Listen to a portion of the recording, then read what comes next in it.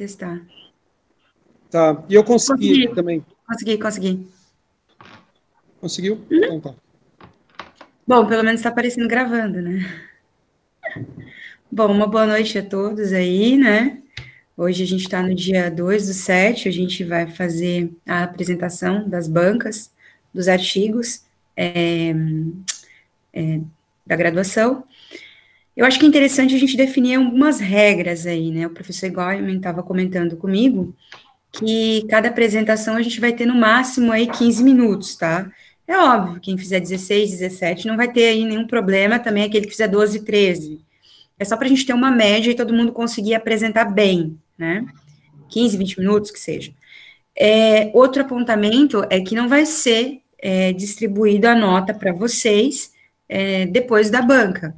O que vai acontecer, os alunos aprovados vão receber um e-mail do seu orientador dizendo a sua aprovação, e a nota é óbvio, como é feito um consenso, mais a entrega de vocês para a V2, daí então a nota vai sair posteriormente, que vai ser publicado pelo professor Goiman, tá? É só para acabar com a expectativa aí. Então, quem finalizar né, a apresentação, até o final da noite vai receber um e-mail do seu orientador, falando se foi aprovado ou não, e a média, a gente tem aí que avaliar alguns pontos, e posteriormente, então, vai ser publicado aí pelo site do professor coordenador da disciplina, ok? Só para que vocês todos fiquem cientes disso. Bom, então vamos iniciar aí a banca do acadêmico Davi Faria. Davi, quando você se sentir à vontade, ok? Todos conseguem visualizar o slide, tudo certinho, a transição sim? Perfeito, Davi. Ok. Perfeito. Então, vamos iniciar. Primeiramente, boa noite a todos os ouvintes e telespectadores aqui presentes, professores e orientador, professor Rafael Guema, professor Fernando, professora Juliana. O trabalho de hoje terá como tese principal o tema Contabilidade Atuarial, as perspectivas de professores universitários sobre a reforma previdenciária e planos privados de capitalização. A professora orientadora deste trabalho foi Juliana Andressa Negri, e quem vos fala nesse momento é Davi Antônio Faria. Eu gostaria de iniciar esse trabalho com uma frase que reflete a situação que a gente está vivendo, essa situação apoteótica que vivemos atualmente. Previdência é prever e planejar contra as adversidades da vida. Imprevidência é a concretização dos infortúnios, sem estar preparado.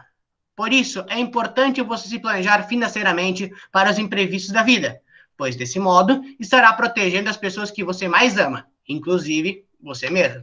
Rodrigo Schum, 2011. Com relação à empresa, o objeto de estudo consiste em elencar alguns pontos incisivos que mais se destacaram com a aprovação da reforma previdenciária em 2016, que, porventura, atingirá e acarretará mudanças na população economicamente ativa, PEA, e população economicamente inativa, PEI. Visa obter dados quantitativos e qualitativos com uma ferramenta de pesquisa e uma amostra de 33 professores universitários de uma determinada instituição de ensino superior do Vale do Itajaí. Com relação à ferramenta de pesquisa, a ferramenta de pesquisa utilizada para o processo de coleta, análise e divulgação dos dados foi o modelo de escala Alpert.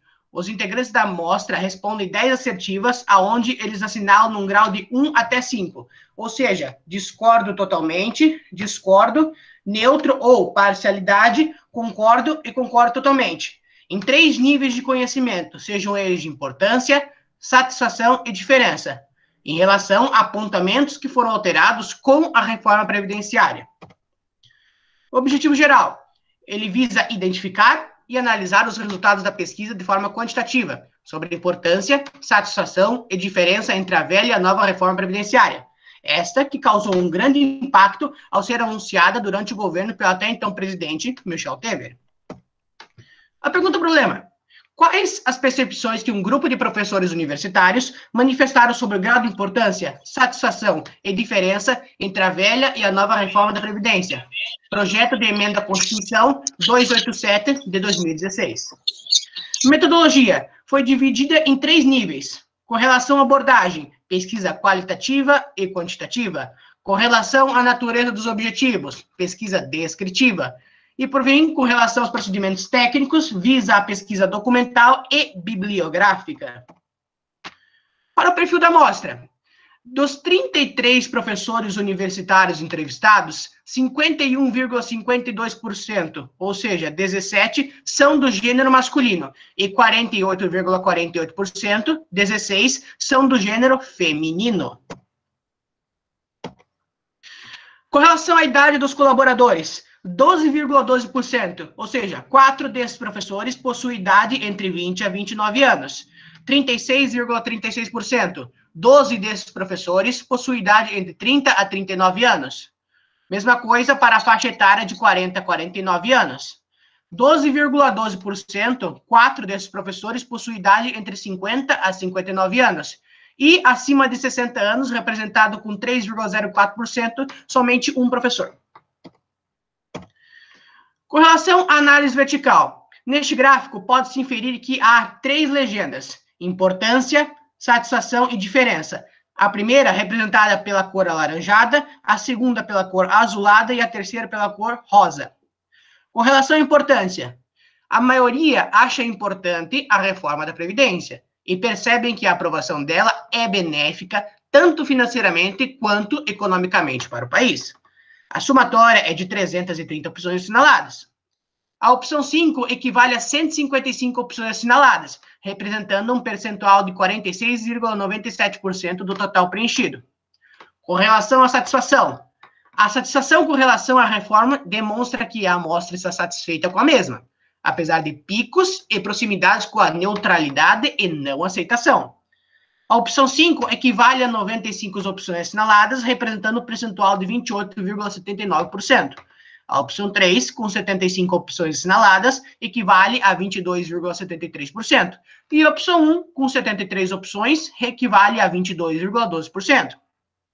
Para a diferença, os candidatos da amostra identificam diferenças significativas se comparados com o até então vigente. A somatória é de 330 opções assinaladas e a opção 5 que mais se destaca, com 124 opções assinaladas, representando um percentual de 37,58% do total preenchido. Com relação às 3 maiores médias, este primeiro gráfico remete à importância. As questões que mais se destacam são questão 5, com 3,97, questão 9, com 4,121, questão 6, com 4,242. Para o gráfico da satisfação, destacam-se questão 6, com 3,545, questão 8, com 3,61, questão 10, com 3,64. E, para a diferença, destacam-se a questão 10, com 3,67 de média, questão 8, com 3,91 e questão 9, com 3,94%. Para todos esses 3 gráficos, há uma legenda de média geral somatória das questões. Como se chegou nesse resultado?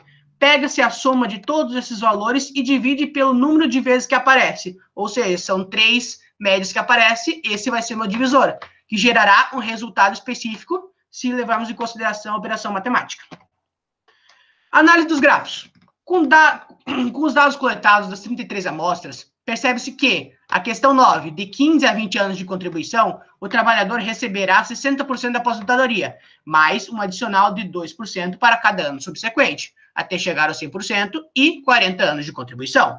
Aparece 2 vezes nos gráficos da importância e diferença. A cada 4 respondentes, um concorda que isso é muito bom. A metade e a maioria dos dados tem valores de 4 e 5, respectivamente. Com relação à importância, tem um desvio padrão de 1,118 e coeficiente de variação de 27,13%. E diferença, desvio padrão de 1,088 e coeficiente de variação de 27,61%.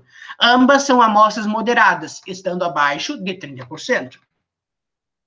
Vê-se que a questão 8, a contribuição sindical passa a ser opcional e seu recolhimento será voluntário. Aparece 2 vezes nos gráficos de satisfação e diferença. A cada 3 respondentes, um manifesta-se parcialmente a decisão.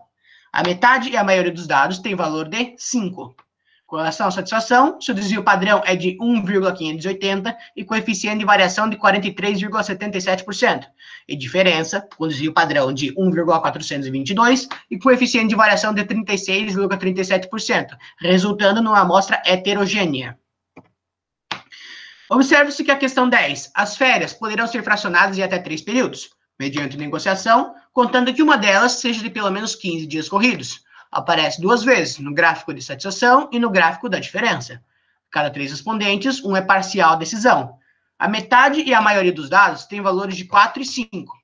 Com relação à satisfação, compõe o desvio padrão em 1,517 e coeficiente de variação de 41,67%. E diferença com desvio padrão de 1,554 e coeficiente de variação de 42,34. Elucida-se também que a questão 6, a pensão por morte terá seu teto sobre o salário mínimo vigente, proibindo acúmulos de pensões por morte direcionados a cônjuges, filhos ou pais, aparece 2 vezes no gráfico da importância e satisfação. A cada 4 respondentes, um concorda que isso é muito benéfico. A metade, a maioria dos dados tem valor de 5, e a importância tem o desvio padrão de 1,233 e coeficiente de variação de 30,01, e satisfação de desvio padrão com 1,581 e coeficiente de variação de 44,60%. Tanto para a questão 10 quanto para a questão 6, são amostras heterogêneas o coeficiente de variação. Com relação aos gráficos das 3 menores médias, destacam-se a questão 1 com 3,454, questão 2 com 3,697 e questão 3 com 3,333. Com relação à satisfação, destacam-se novamente a questão 3 com 2,79, questão 7 com 2,85 e questão 2 com 2,91%.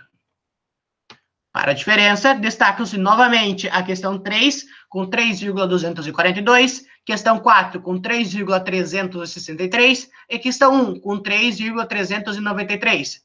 Esses 3 gráficos que foram mostrados seguem a mesma diretriz dos gráficos das maiores médias, com relação à média de somatória das questões.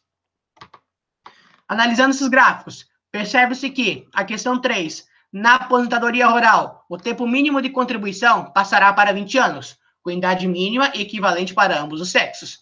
Aparece 3 vezes no gráfico da importância, satisfação e diferença.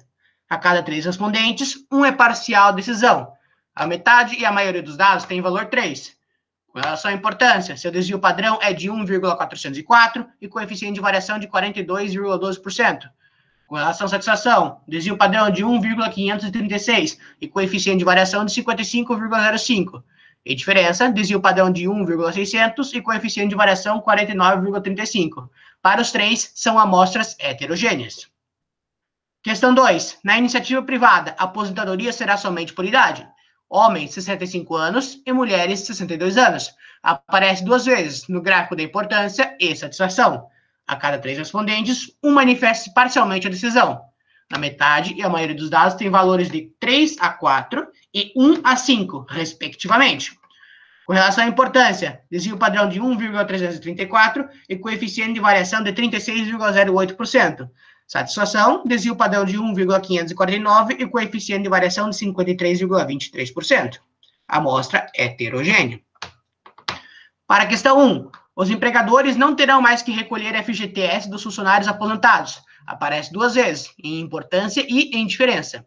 Cada 3 respondentes, um é parcial decisão, a metade, a maioria dos dados tem valor de 3 a 4 e 4 a 5 concomitantemente. Para a importância, seu desvio padrão está situado em 1,602 e coeficiente de variação de 46,38%. Para a diferença, desvio padrão de 1,457 e coeficiente de variação de 42,94%.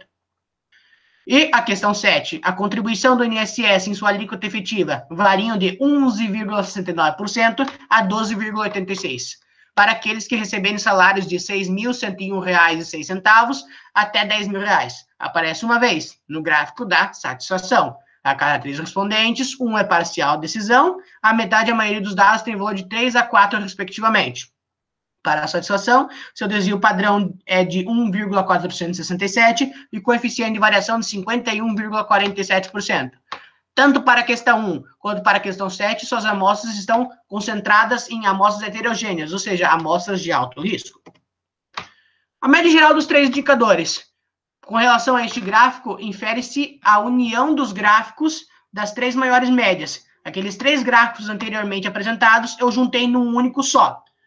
Como é que a gente faz a leitura desse gráfico? Com os indicadores de maiores médias, das 9 melhores médias, 3 referentes à satisfação, que está na cor alaranjada, e 1 referente à diferença, na cor rosada, estão abaixo da média geral, 3,85. Os quantitativos estão relacionados às características e mudanças que ocorrerão em determinadas áreas com a aprovação recente da reforma da Previdência. As questões inseridas, como já antes mencionado, são as mesmas analisadas anteriormente nos 3 gráficos das maiores médias. Mesma lógica para os gráficos das 3 menores médias. Pegou-se aqueles 3 gráficos anteriormente apresentados e juntou num só. Como faz a leitura desse gráfico? Com os indicadores de menores médias, das 9 piores médias, 3 referentes à importância, na cor verde, e 3 referentes à diferença, na cor vermelha, estão acima da média geral, 3,226. A média geral, somatória das questões, eu pego os 9 valores que estão presentes, faço a divisão por 9 e gerará o valor respectivo da média geral para ambos os gráficos. Por fim, concluindo, a conclusão desse trabalho. Almejou-se mostrar nesse trabalho a importância, satisfação e diferença dos professores universitários em relação à nova e velha reforma da Previdência, com análise estatística e estudos de gráficos. O objetivo geral do tema pesquisado foi alcançado com sucesso, pois compreendeu-se quais eram as percepções e vontades da amostra estudada. O que chamou mais atenção foi que a população em questão acha importante a aprovação desta, uma vez que traz benefícios econômicos e financeiros para o país. Contudo, a satisfação tende a ter picos e proximidades com a neutralidade e não aceitação. O instrumento de coleta foi de suma importância. Utilizou-se na pesquisa a escala Alpert, onde os respondentes opinam em relação à importância, satisfação e diferença. A única dificuldade obtida foi a coleta dos dados para a pesquisa, não havendo limitações para a elaboração do trabalho em si. Contribuições que esse trabalho teve. Para o campo acadêmico, as práticas e teorias contidas nos setores econômico, financeiro e contábil corroborou para ganhos tanto como pesquisador quanto para profissional, visando obter maior visibilidade e habilidade com o assunto proposto. Para o campo científico, ao colocar essas informações para serem utilizadas por outros estudantes e conhecedores do tema, contribui para a disseminação de aprendizado enfatizado em 3 áreas: administração, contabilidade e direito. A união destes faz com que haja uma maior probabilidade de o estudo alcançar maiores horizontes. Para o campo social, este poderá ser atualizado conforme o transcorrer do tempo. Recomenda-se elaborar pesquisas posteriores com amostras mais abrangentes, para a confirmação dos fundamentos impostos nesse artigo. Se porventura os resultados se mantiverem, poderão ser certificados com uma maior segurança e certeza dos fatos que foram abordados. Essas foram algumas referências que eu utilizei no meu trabalho: a ANAP, Associação Nacional da Previdência Privada, a ANFIP, Gustavo Borges Antonello, Ilse Maria Bauren, e algumas leis da República Federativa do Brasil em sua Constituição, a sua Carta Magna. A Lei número 6.435, de 15 de julho de 1977, a Lei 8.213, de 24 de julho de 1991, e a Resolução número 2.829, de 30 de março de 2001. Bom, esse foi o meu trabalho. Obrigado pelos prestígios de todos e agradeço a presença dos telespectadores e ouvintes aqui presentes. Ok, obrigado, Davi. Orientar o Davi é sempre maravilhoso, né? Eu tive a oportunidade de orientar a irmã dele, a Priscila, também era uma menina incrível. Agora o Davi foi uma grande honra, porque ele é muito, muito diligente, muito organizado. É bacana trabalhar com ele, né? E então, por isso eu te parabenizo, Davi. Excelente trabalho, excelente apresentação, ok? Quem sabe a gente nos encontra numa pós da vida, né? Professor Goiman, alguma consideração? Legal. Davi, gostaria de aproveitar a oportunidade para parabenizar pelo teu trabalho. Tivemos a oportunidade de nos encontrarmos pelos corredores, onde justamente respondi, né, presencialmente a sua pesquisa. O trabalho de pesquisa é um trabalho bastante interessante, né, ele tem uma importância muito forte, ainda mais com toda a reforma da Previdência e a compreensão. É claro que no tempo curto que nós temos, né, não é possível trabalhar ou mencionar toda a pesquisa, a fundamentação sobre a reforma, que é algo também que é bastante interessante.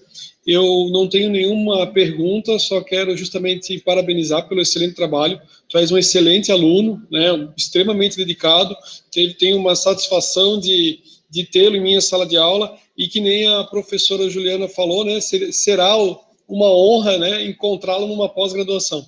Tá bom? Parabéns. Devolvo a palavra para a professora Juliana. Quer falar alguma coisa, Davi? Muito obrigado pelas palavras, professora Juliana. Muito obrigado, professor Rafael Guema, até o outro professor presente aqui, o professor Fernando, e os demais que agradeceram ali no chat. Muito obrigado. Ok, obrigada. Davi, como a gente avisou anteriormente, vai ser enviado para você um e-mail da sua aprovação ou não, mas eu duvido muito, né, Goima? Enfim, e as médias vão ser depois liberadas pelo professor Goima. Um lembrete para os demais que estão em sala de aula. Para que vocês recebam seus certificados, nós precisamos que vocês coloquem o nome de vocês completo aí no chat. Ah, sim. Senão a gente tem como adivinhar, né, e emitir aí os certificados. Agora, o próximo acadêmico é a Letícia, né, Goima? Perfeito, Letícia Natália Pereira, perfeito. Letícia, quando você tiver à vontade. Só um pouquinho que eu vou transmitir.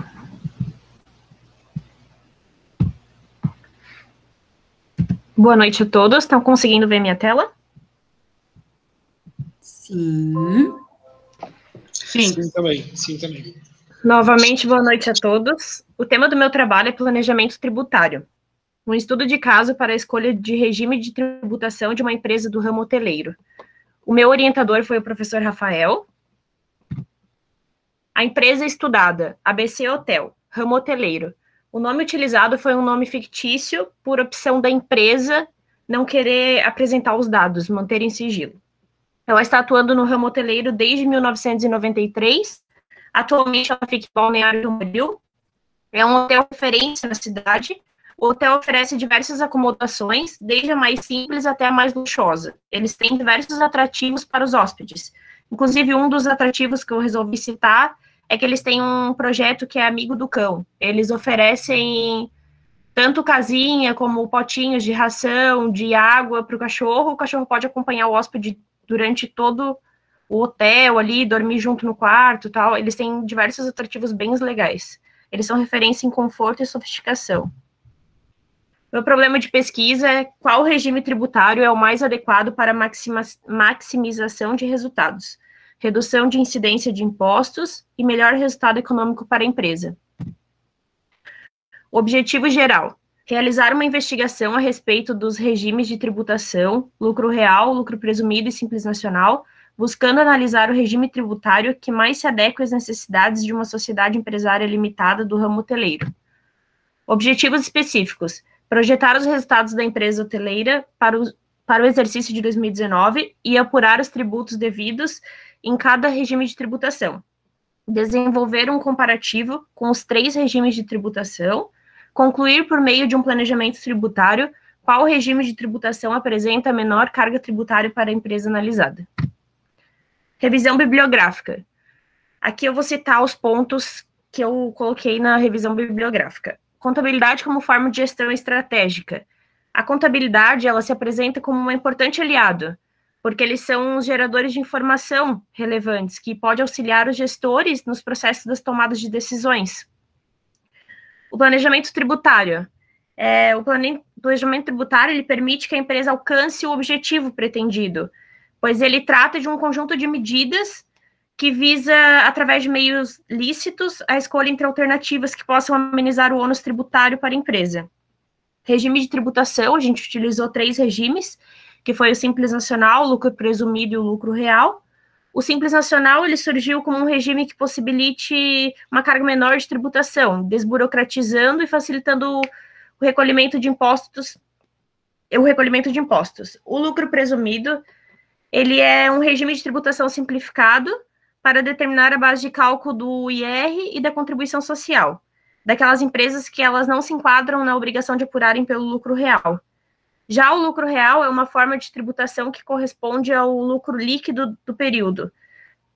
ele é ajustado pelas adições, exclusões e as compensações. A elisão ela é uma estratégia que visa reduzir a carga tributária de uma empresa, através da omissão do fator gerador do tributo. Um exemplo é a empresa utilizar incentivos fiscais, tudo, claro, tudo dentro da legislação, né? Tudo de acordo que é lícito. A evasão é uma forma ilícita de diminuir a carga tributária. Ela consiste em omitir os ganhos da autoridade fiscal. É uma prática que pode ser considerada infração tributária e penal. Vou dar algum exemplo de evasão, é a empresa declarar receita inferior à obtida para pagar menos impostos, não emitir nota fiscal para não registrar a venda. A metodologia. A abordagem foi quali quantitativa, os objetivos, descritiva, os procedimentos técnicos, pesquisa bibliográfica, documental, os documentos foram fornecidos pela contabilidade, e estudo de caso. Aqui é a apuração referente ao Simples Nacional, né, do ano de 2019. O quadro 1 apresenta os resultados do ano de 2019, apurados através do Simples Nacional. A alíquota para o cálculo do Simples Nacional a ser recolhida, conforme o faturamento da empresa, varia de 14,70% a 17,2%, totalizando R$ 507.612,16 de impostos a recolher.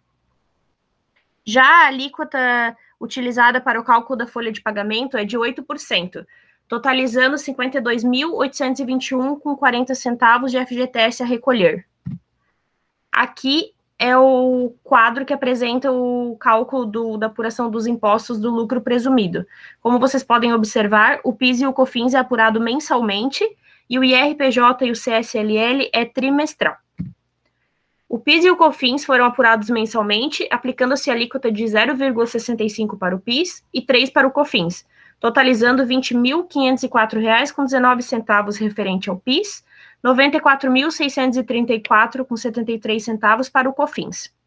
O IRPJ e o CSLL foram apresentados de maneira trimestral, com percentual de presunção de 32% sobre o faturamento, chegando ao valor da base de cálculo para assim aplicar a alíquota de 15% para o IR e 9% para o CSLL, mais o adicional de 10% sobre o IRPJ, totalizando R$ 228.359,27, referente ao IR, R$ 90.849,34 referente ao CSLL.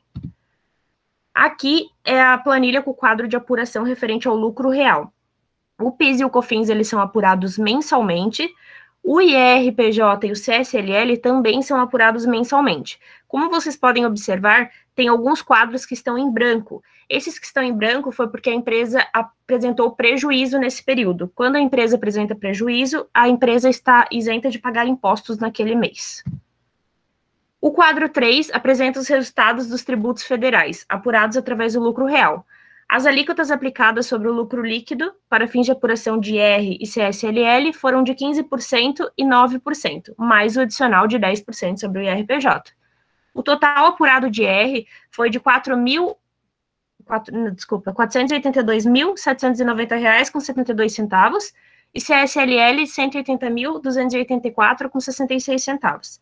Já o PIS e o COFINS, o total foi de R$ 20.504,19 de PIS, após aplicar a alíquota de 0,65, e R$ 94.634,73 de COFINS, após aplicar a alíquota de 3%.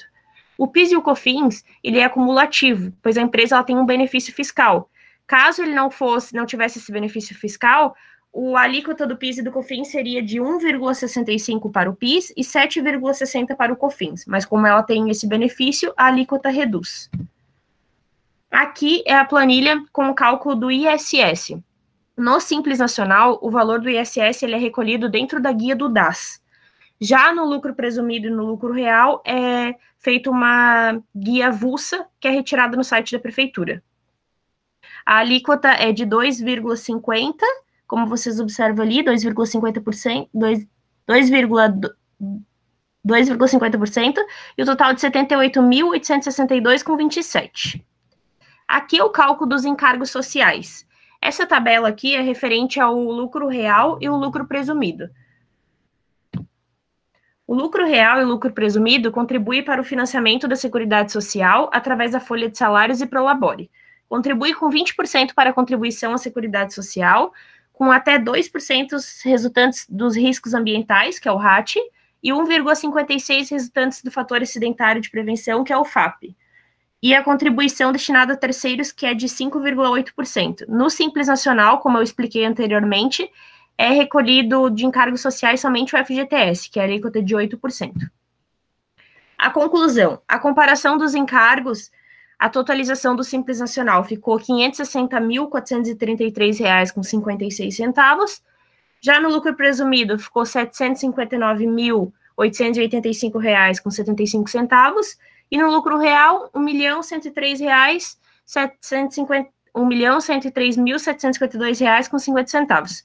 Conclui-se que o Simples Nacional é o regime tributário mais vantajoso, como vocês podem observar ali em cima no total.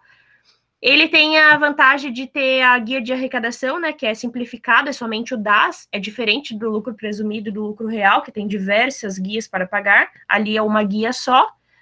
E o lucro presumido e o lucro real, ele não se torna uma opção viável, porque ele apresenta altos valores de encargos sociais. Só da folha de pagamento, ele dá 37,36% de impostos. Então, nesse estudo feito, nesse planejamento, o Simples Nacional é a opção mais viável para essa empresa. Nas referências, eu utilizei Chaves, Souza, Martins, Moresi e Fabretti. Esse é o meu trabalho. Perfeito, Letícia. Parabéns pelo trabalho. Passo a palavra para a professora Juliana para que faça suas considerações. Bom, eu gosto muito sempre de ver trabalho na rede hoteleira, né? É uma coisa que me interessa, me encanta, principalmente porque é difícil trabalhar com eles, né? Por mais que seja um ramo aí na nossa região tão forte, né? Há uma certa dificuldade em obter dados, enfim. Então, eu acho sempre muito bacana esse tema explorado. Bom, eu achei excelente a pesquisa, ficou muito bem elaborada. Trabalhar com tributária normalmente nunca é fácil, né? Principalmente que a gente mora num manicômio tributário de um país. Então, eu parabenizo aí a Letícia. Muito boa apresentação. Professor Goiman. Obrigado pelas considerações. Obrigado, professora Juliana.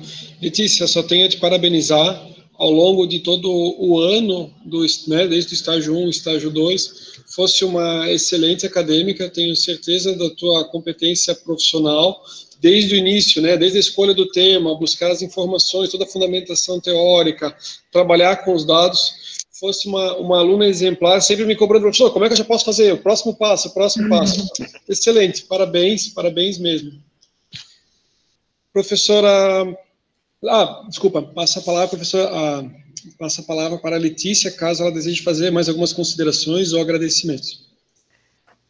Então, eu gostaria de agradecer a todos os professores presentes, especialmente ao meu orientador, professor Rafael, que no decorrer desse ano aí de estágio me ajudou muito, me auxiliou muito, e eu acho que era isso. Obrigada.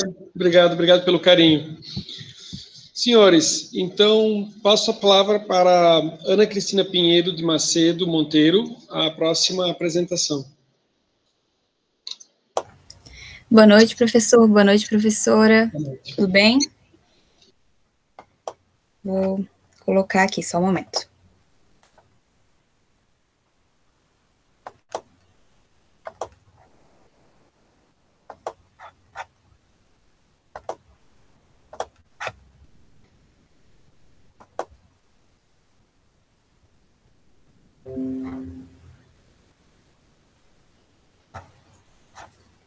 Estão conseguindo ver?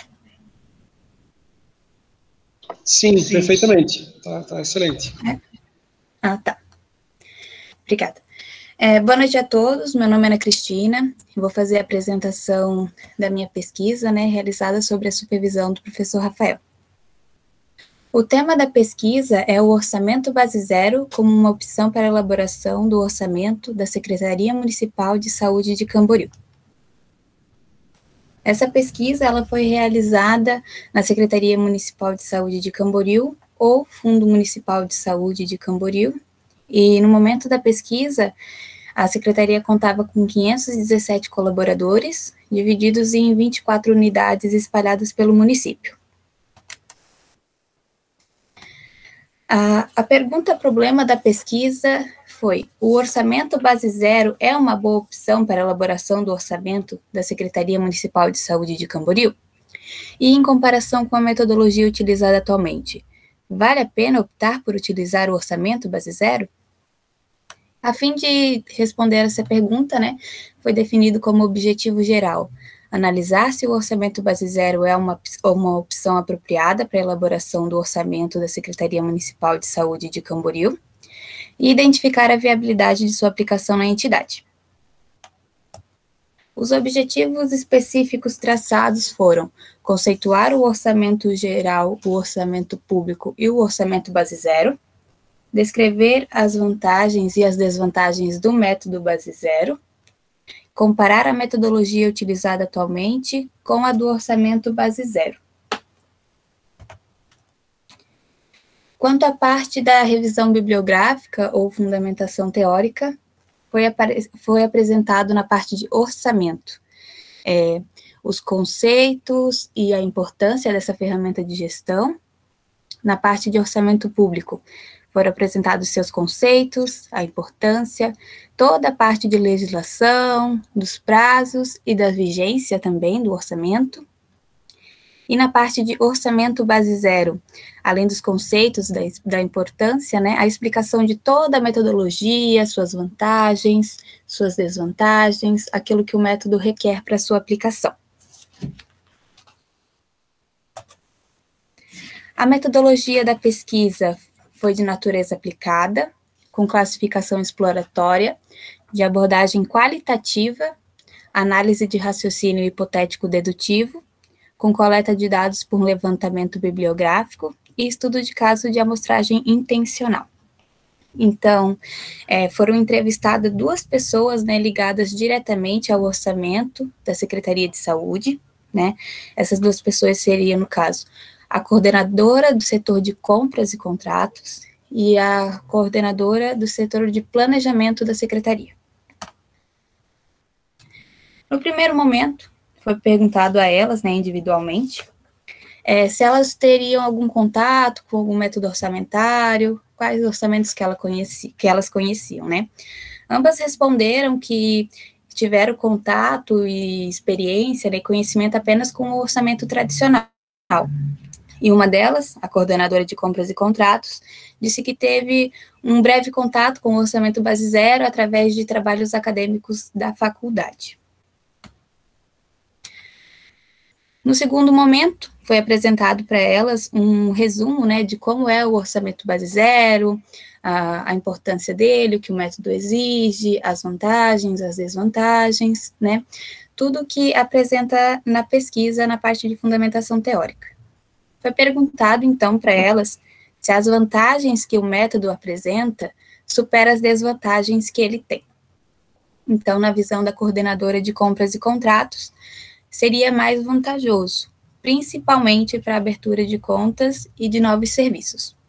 Porém, ele não teria aplicabilidade integral no plano de contas da Secretaria de Saúde, segundo ela. Na visão da representante de planejamento, também seria mais vantajoso. Ela comenta ainda que é semelhante ao método que ela utiliza para preparar o planejamento interno da secretaria. Nesse planejamento interno, ela conversa com todos os setores, vê quais são as necessidades deles, né, e pede que eles organizem essas necessidades em ordem de prioridade, o que é mais importante para eles naquele momento. E esse é um dos pontos que o Base Zero defende, né? A participação de todos os setores e também a classificação por ordem de importância. Só que ela também coloca um porém ali, né? Que o orçamento da Secretaria de Saúde não é feito com base no planejamento da Secretaria.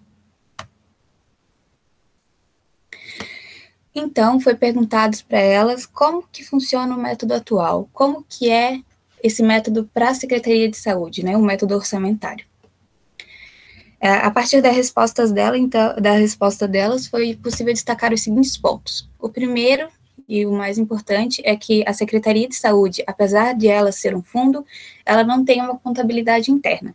Então, não é ela quem faz o próprio orçamento. Quem que faz esse orçamento? É a contabilidade central da prefeitura. Então, tem alguém lá dentro da prefeitura, alguém que não trabalha na secretaria, não sabe como as coisas ali dentro que funcionam, não sabe as necessidades, as reivindicações, e essa pessoa faz o orçamento da secretaria e envia para elas. E o que a Secretaria de Saúde faz, então? Ela faz o seu planejamento com base nas necessidades, também em parceria com o Conselho Municipal de Saúde, né? E ela se reúne com esse conselho a cada 15 dias, e nessas reuniões eles veem o que foi feito no passado, o que está sendo feito no presente, e planejam o que será feito no futuro, né? Desse jeito, então, a Secretaria de Saúde pega seu planejamento interno e tenta adequar ele dentro do orçamento que ela recebe da contabilidade da prefeitura. Partindo para uma visão mais pessoal de cada uma, né? Na visão da coordenadora de compras e contratos, segundo ela, se o método atual fosse aplicado na totalidade dele, ele seria viável para a secretaria. Principalmente, né, pela parte dos controles dos erros com base no histórico, né? Se eu errei no passado, eu não vou repetir no futuro. Mas ela aponta como desvantagem essa repetição, essa coisa repetitiva, sempre aquele arroz com feijão, sem ter possibilidade de inovação, né? E também, como ponto negativo, ela coloca a falta de interesse e de preparo dos colaboradores. Como os colaboradores não participam da elaboração do orçamento, a maioria deles não entende como ele é feito e também não entende a importância dele, né? Então, eles não trabalham de acordo com aquele orçamento, eles trabalham como se não houvesse um, na verdade. Já na visão da representante de planejamento, o método atual seria totalmente avesso ao ideal. Por quê? Porque, segundo ela, o orçamento deveria começar na Secretaria de Saúde e não ser feito por terceiros, né? Ela coloca ainda que muitos projetos ficam de fora, muitos investimentos necessários, assim, para a Secretaria acabam não sendo feitos porque não se encaixam no orçamento, né? Ela coloca ainda que já solicitou participar da elaboração desse orçamento, mas que essa solicitação foi negada, né? Até o presente momento da pesquisa, né, quando ela foi realizada, a contabilidade da prefeitura não tinha aceitado e também não tinha nenhuma perspectiva, assim, de aceitar futuramente. Então, foi perguntado para ela se valeria a pena mudar, se valeria a pena sair do orçamento tradicional e ir para o orçamento base zero. Na visão da coordenadora de compras e contratos, sim, principalmente para a realização de investimentos e orçamento dos novos projetos. Porém, para as contas de consumo, não. Segundo ela, para fazer uma melhor projeção das contas de consumo, como de água, de luz, é melhor usar o histórico. Eu vejo que eu consumi no ano passado, então eu digo que é a mesma coisa que eu vou consumir no ano seguinte. E para ela, essa é a melhor forma de ver esse tipo de conta. Na visão da representante de planejamento, ela diz que com certeza absoluta seria bom, né? Principalmente para a participação ativa na elaboração do orçamento, né? Que para ela é uma das causas principais que ela tem lá dentro. Isso aí é um dos preceitos base também do orçamento base zero. Ela pontua ainda que essa troca de metodologia não seria uma onerosidade, né?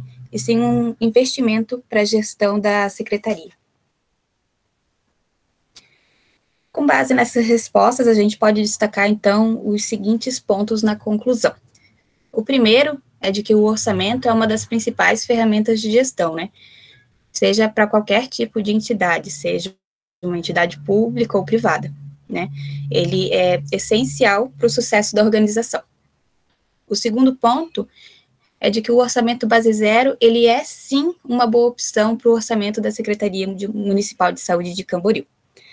E que essa metodologia, ela é viável. Por que ela é viável? A partir dessa metodologia, se ela fosse aplicada, a Secretaria de Saúde poderia participar da elaboração do seu próprio orçamento, né? Também teria participação de todos os colaboradores, eles receberiam treinamento para entender como esse método funciona, A alocação dos recursos seria melhor, porque a secretaria poderia alocar os recursos dela de acordo com aquilo que ela precisa, não de acordo com aquilo que outra pessoa acredita que a secretaria precise. Quanto às contribuições, né, nas partes de contribuição social, eu destaco que esse artigo ele traz informações muito importantes quanto ao orçamento público. Infelizmente, ainda temos muitas pessoas que não sabem como é o orçamento público, não sabem como ele ocorre, não sabem os prazos, a legislação, se pode mudar, se não pode, quanto tempo dura um orçamento.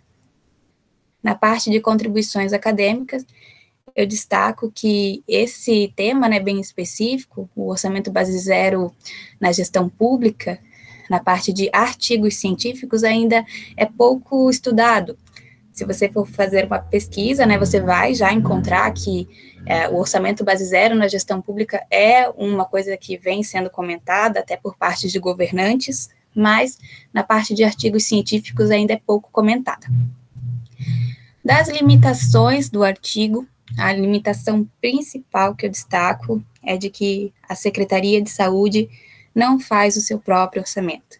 Ele é feito por uma terceira pessoa que não está envolvida no processo, assim, no dia a dia da secretaria. E fica aí, então, também a minha sugestão, né, para que futuramente seja aplicada também essa pesquisa em uma outra secretaria de grande porte, como, por exemplo, a de educação, para que se possa ver também, na opinião dela, se o orçamento base zero seria viável ou não, e posteriormente pegar essas informações e realizar uma pesquisa dentro da contabilidade da prefeitura, para ver a visão deles, né, o que eles pensam, por que eles não permitem essa participação. Será que o orçamento base zero seria uma boa opção para o município, né? Então, fica aí a minha sugestão. Na parte de referência, né, como os principais autores que contribuíram, né, para a conclusão desse artigo, né, para a realização dessa pesquisa, eu destaco Padovese, Lukens e Silva, né? Cada um contribuiu de uma boa maneira para que essa pesquisa fosse realizada. E para finalizar, eu vou deixar uma frase de Padovese, né? A filosofia do orçamento base zero está em romper com o passado.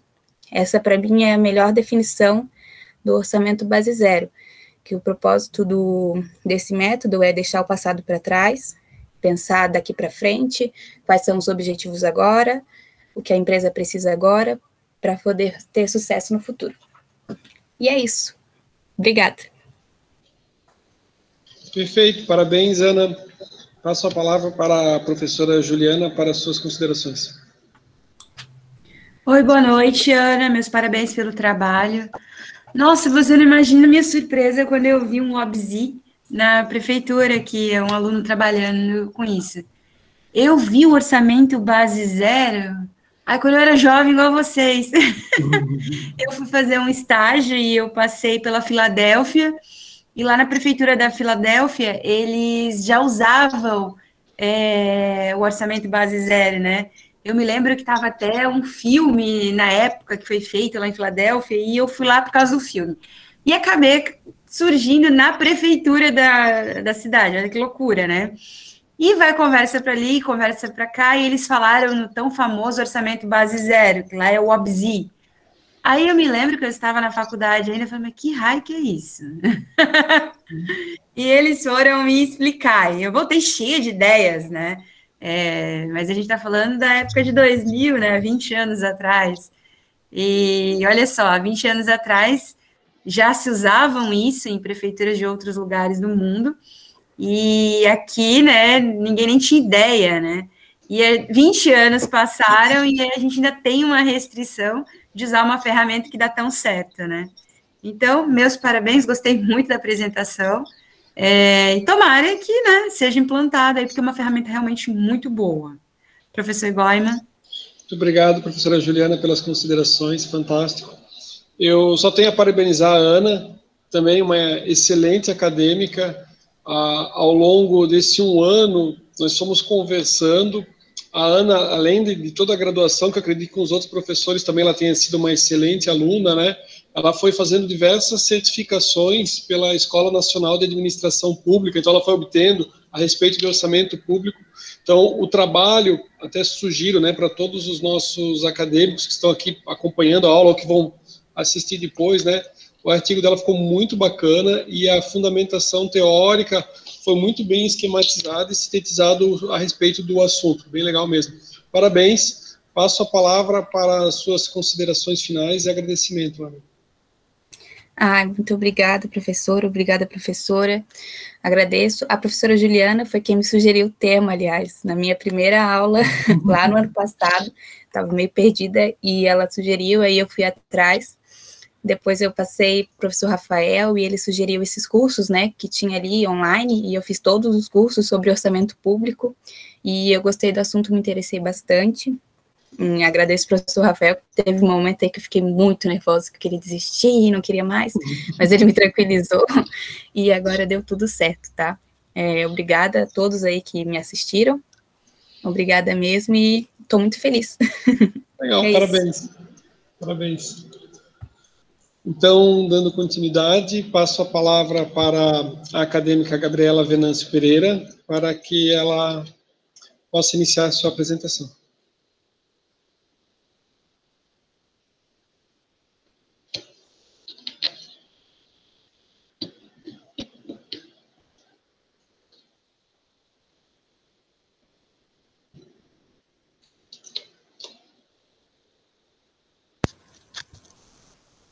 Professor, está me ouvindo? Perfeitamente. Agora deu? Legal, ouvindo sim, perfeito. Boa noite, professor. Boa noite, professora. Boa noite. Vou dar início à minha apresentação, então.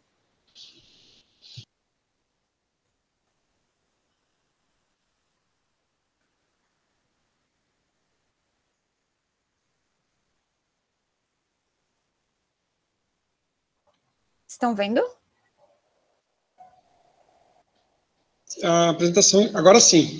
Ela estava abrindo, sim. Agora já está perfeito. Então, fechou. Então, vou dar início à minha apresentação. O meu trabalho ele foi uma análise da metodologia utilizada para o cálculo e para a distribuição de recursos financeiros aos associados. O estudo de caso realizado foi numa cooperativa de crédito localizada no litoral catarinense, e o meu professor e orientador, então, foi o professor Rafael Gustavo. A empresa estudada, ela preferiu não ser identificada, então a pesquisa foi aplicada em uma cooperativa de crédito no litoral catarinense. O problema de pesquisa, então, foi qual que é a metodologia utilizada pela cooperativa para o cálculo e para a distribuição de recursos financeiros aos seus associados. O meu objetivo geral com isso, então, foi compreender a metodologia utilizada para o cálculo e para a distribuição de recursos financeiros, e com isso também, então, os impactos que gera na liquidez de uma cooperativa. Os meus objetivos específicos, eles foram 3. O primeiro deles, então, foi analisar os cálculos utilizados, que são baseados nos cálculos da Lei de Basileia. Então, a Lei de Basileia, ela foi um tratado criado em 1988, na Convenção de Basileia, na Suíça. Essa lei, ela tem o intuito de regular o funcionamento dos bancos e das instituições financeiras para maior segurança e para preservar a solidez do sistema bancário mundial. Ela diz que, obrigatoriamente, então, é necessário manter sempre um índice mínimo de capital depositado no caixa, tanto em bancos como em cooperativas também. O meu segundo objetivo específico, ele foi apresentar como que a cooperativa trata o montante de valor investido, conforme prazos e carências, para garantir a solidez e a segurança na liquidez. E o meu terceiro objetivo específico, então, foi compreender quais que são os meios de investimento que podem ser utilizados para empréstimos, quais que são os tipos de empréstimos que entram no rateio da carteira de poupança e depósito a prazo, e quais as devidas porcentagens e os impactos na liquidez. Na minha revisão bibliográfica, eu tratei de assuntos como, por exemplo, o cooperativismo, as características de uma cooperativa de crédito, o sistema financeiro nacional como um todo, as diferenças entre cooperativa de crédito e bancos comerciais, os meios de investimento e a distribuição para créditos comerciais, o Acordo de Basileia, como expliquei anteriormente, e o depósito compulsório. O depósito compulsório ele é uma transferência, então, obrigatória para o Banco Central de uma parte de tudo que entra em um banco ou em uma cooperativa. De todo o valor financeiro que entra, uma parte ele deve ser mandado para o Banco Central.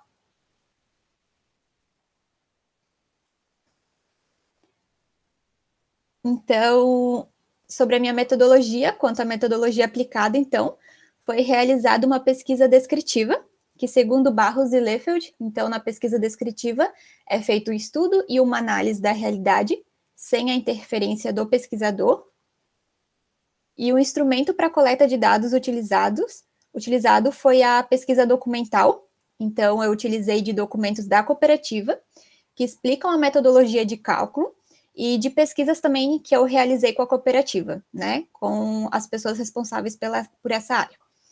Então, dentre esses manuais, um dos que eu mais utilizei foi o Manual Metodológico do Nível Mínimo de Liquidez, que foi atualizado no ano de 2019, que é uma normativa que é utilizada até os dias atuais, que tem os seguintes tópicos, então: nível mínimo de liquidez, a metodologia de cálculo, a distribuição de recursos financeiros e rateio dos meios de investimento e a sua distribuição.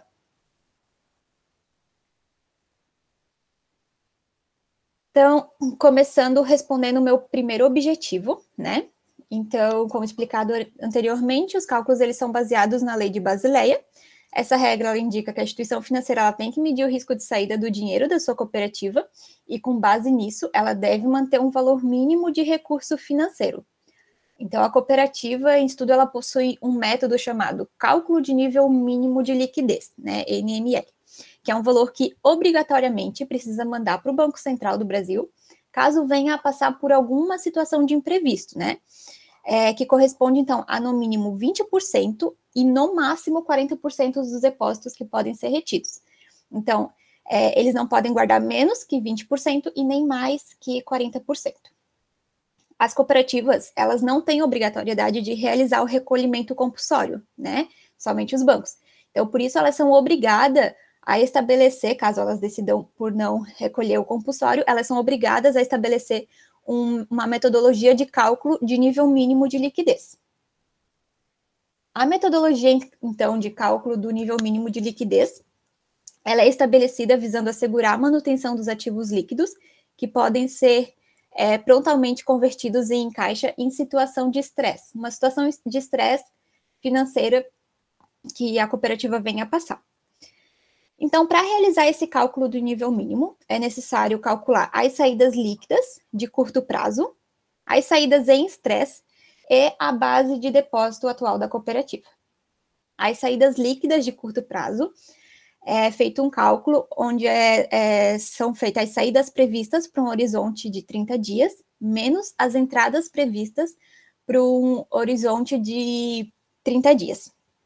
E caso o resultado ele venha a ser menor que 25%, então eles precisam fazer uma exigência, um recolhimento adicional, para que no mínimo se utilize o valor de 25%, então, das saídas. Menos que isso eles não podem guardar. Então, caso o resultado seja menor que 25%, eles têm que fazer uma exigência, um recolhimento adicional.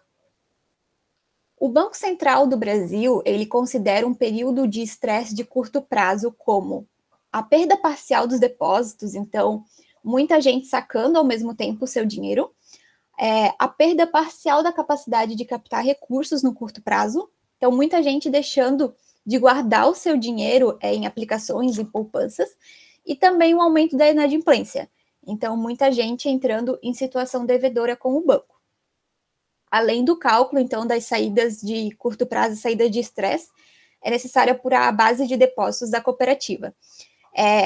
Para fazer essa base de depósitos, então, é feita a soma dos saldos sempre contábeis do depósito à vista, do depósito a prazo, dos outros depósitos, das centralizações financeiras também. E avaliando, então, a liquidez de curto prazo na norma do Banco Central, foi encontrado um percentual de 14% de média de saída de depósitos, né? Então, com a necessidade de definir um cenário atual de estresse, foram realizadas duas análises, uma análise histórica e uma análise hipotética. A análise histórica, então, foram feitas o cenário dos últimos 30 dias recorridos, e a hipotética foi a maior redução ocorrida dentre esses 30 dias, se repetir durante 21 dias. Esse seria um cenário de estresse próprio definido da cooperativa. Então, feito esse cálculo, foi encontrada uma média de 26% de saída de depósito, né? Então, resultando na necessidade de uma liquidez adicional às saídas líquidas.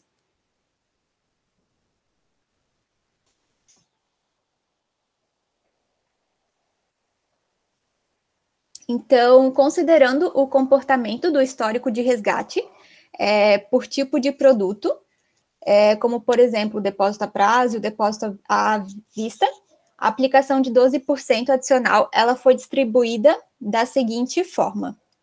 Então, começando a responder ao meu objetivo B, todo tipo de investimento, ele possui um nível de risco. Então, isso impacta no valor de liquidez que a cooperativa tem para empréstimos. O depósito à vista, o risco dele é de saída altíssimo, né? O depósito à vista é o valor que fica ali parado na conta, né? Então, é de fácil acesso para o associado, né? Ele pode sacar nos caixas eletrônicos e tudo mais. É uma liquidez imediata. Já no depósito a prazo, existem fatores, né, que deixam a liquidez mais tardia. Então, como, por exemplo, a faixa de imposto de renda, a carência, né? Se tirar antes, recebe menos juros, enfim. Então, isso faz com que fique mais tardio. Como a gente pode ver, então, no quadro, no resumo das exigências de liquidez dos depósitos, a porcentagem de saída estressada do depósito à vista corresponde a 35%, né, segundo o cálculo deles.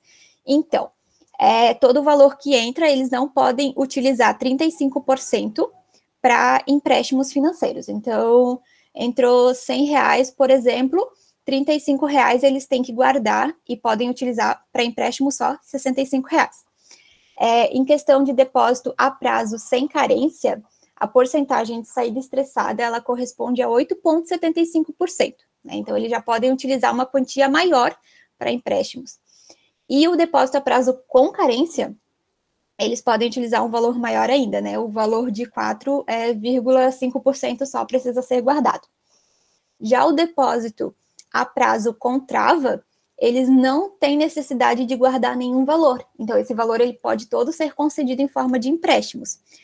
Por que ele não precisa ser guardado, né? Porque o depósito a prazo, com trava, é um depósito onde o associado e o colaborador, né, da instituição financeira, os dois entram num consenso em que esse depósito ele vai ser travado e ele não vai ser utilizado até o fim da carência. Então, esse valor, ele não pode ser mexido, né, assinado contratos e tudo mais, ele não pode ser mexido. Então, o banco, ele pode utilizar 100% desse valor.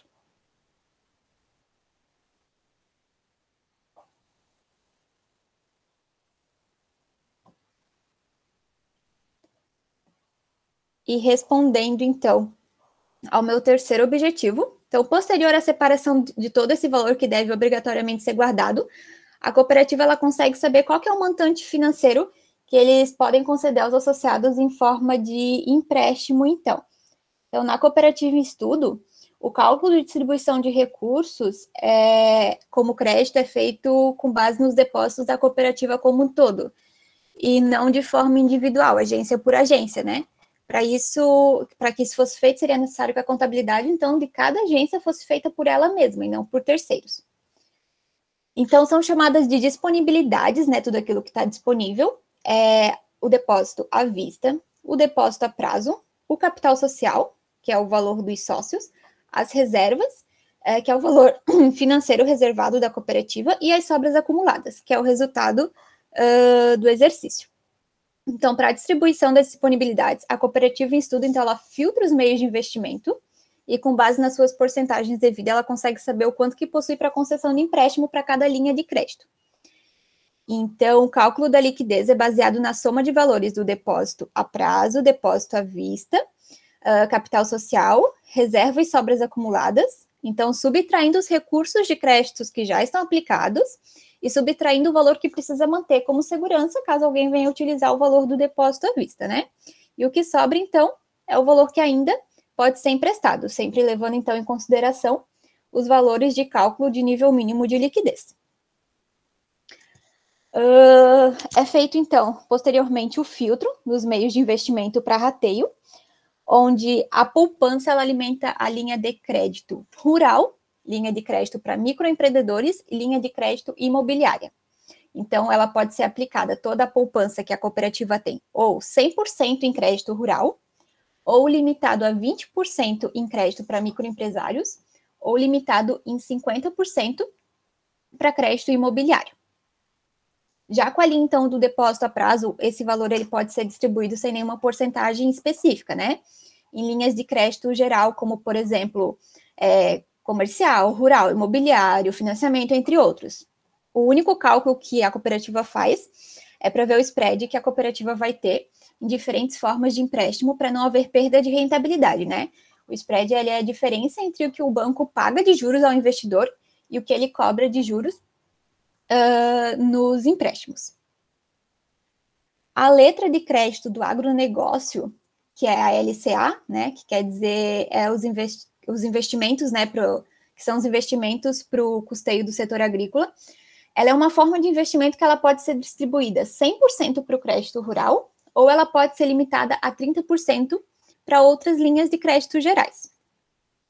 Já os demais fundos de investimento, como ação, cota empresa, renda fixa, renda variável, elas não podem ser utilizadas para rateios de crédito. Então, esses valores que são aplicados em fundos, a cooperativa ela não consegue utilizar nenhum valor, porque os fundos eles só estão expostos aos riscos do fundo e o fundo garantidor, né, que é o FGCOP, que é um valor que, em caso que o banco venha passar, o banco, a cooperativa venha passar em alguma situação de estresse financeiro, a FGCOP cobre por associado ou cliente até 250 mil. No caso dos fundos de investimento, não. Né? Então, por isso que o banco até não utiliza esse valor. Então, chegando à minha conclusão, os meus objetivos, eles foram alcançados, né? O trabalho, ele foi de grande importância, servindo como uma troca, então, de formação e experiência, fomentando na minha contribuição acadêmica. O artigo, então, ele teve como fator limitante a dificuldade, então, em encontrar pesquisas semelhantes para embasamento, então, sendo de grande preciosidade o conhecimento para as demais pesquisas nessa área. E, então, a minha sugestão que eu deixo para trabalhos futuros, eu recomendo que a pesquisa ela seja, então, estendida e comparada a outras cooperativas e outras realidades. Na minha revisão bibliográfica, os principais que eu utilizei no meu trabalho foi sites como o Banco Central, Benato, Meinen e Silva.